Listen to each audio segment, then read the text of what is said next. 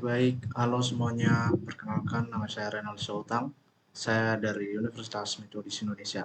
Nah, di sini saya akan menjelaskan 12 macam diagram yang sering digunakan dalam penelitian, manajemen, visualisasi, dan pemrograman. Di sini saya akan menjelaskan yaitu di mana setiap diagram akan saya jelaskan fungsinya digunakan untuk apa dan contoh penerapannya. Dan oke, yaitu yang pertama. Diagram pertama adalah diagram batang atau biasa disebut bar chart. Diagram ini berfungsi untuk membandingkan data antar kategori. Diagram batang banyak digunakan dalam survei atau data penjualan. Contohnya untuk melihat jumlah siswa di setiap jurusan. Batang yang lebih tinggi menunjukkan jumlah yang lebih besar. Nah, di sini sudah terdapat gambar yaitu diagram batang, yaitu di mana batang yang lebih tinggi terdapat jumlah yang lebih besar. Nah, diagram yang kedua yaitu diagram garis. Diagram garis adalah diagram atau line chart. Diagram ini digunakan untuk melihat perubahan dari waktu ke waktu, seperti kenaikan suhu harian, nilai ujian dari minggu ke minggu, atau harga saham. Nah, di sini sudah terdapat contoh gambar diagram garis atau line chart. Itu yang ketiga adalah diagram lingkaran atau pie chart.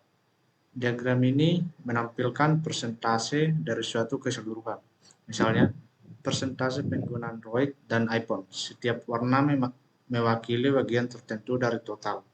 Nah, di sini juga sudah terdapat contoh gambar diagram lingkaran, yaitu misalkan memasak 16%, membaca 36%, dan seterusnya.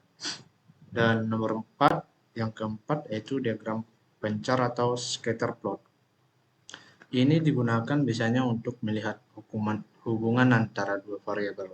Misalnya hubungan jam belajar dengan nilai ujian. Kalau titik-titiknya naik searah berarti hubungan positif. Nah, di sini sudah terdapat contoh diagram pencar scatter plot.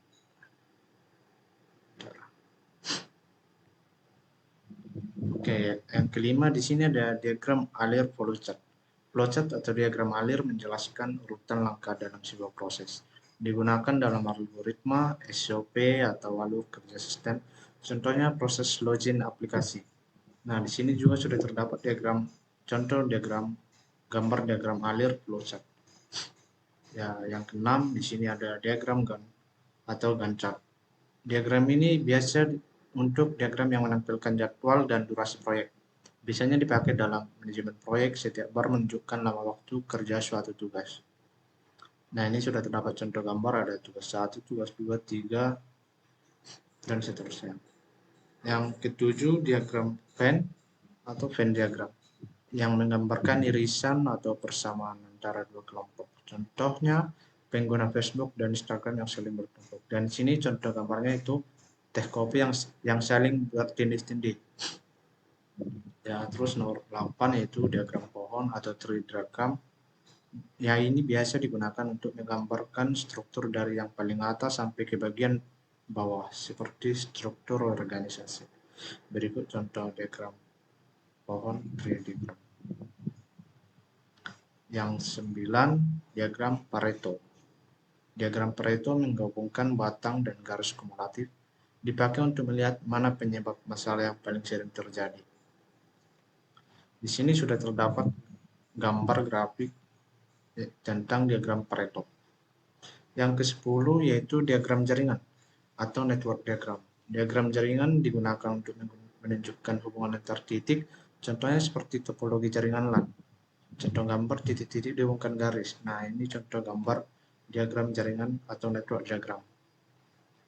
Yang ke-11, diagram ERD atau Entity Relationship Diagram. ERD menunjukkan tabel atau entitas seperti mahasiswa, dosen, dan kelas. Lalu ditunjukkan bagaimana mereka saling berhubungan. Nah, di sini sudah terdapat contoh gambar diagram ERD, yaitu ada memilih NIM mahasiswa, nama, kode matkum, mata kuliah, nama mata kuliah. Nah, yang terakhir ada diagram sebab akibat atau fishbone diagram. Ini membentuk seperti tulang ikan. Diagram berbentuk seperti tulang ikan. Di ujungnya ada masalah utama. Lalu di sisi kiri kanan ada kategori penyebab seperti man, method, mesin. Nah, ini dia gambar yang mirip seperti tulang ikan. Nah, di ujungnya ini terdapat masalah yang terjadi. Oke, baik. Sekian penjelasan saya tentang 12 macam diagram yang sering digunakan dalam penelitian, manajemen, visualisasi, dan pemrograman. Terima kasih. Shalom.